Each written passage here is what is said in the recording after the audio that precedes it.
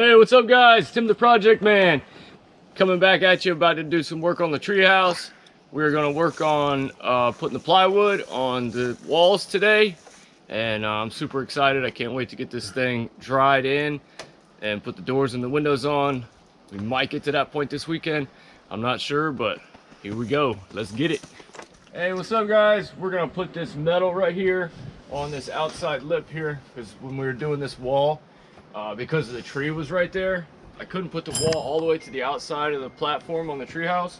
So to keep water from coming in, I'm going to put this metal on this outside lip right there, and I'm going to fold that metal down over it, and before we put the plywood, that way we have a perfect barrier to keep water from getting in the treehouse.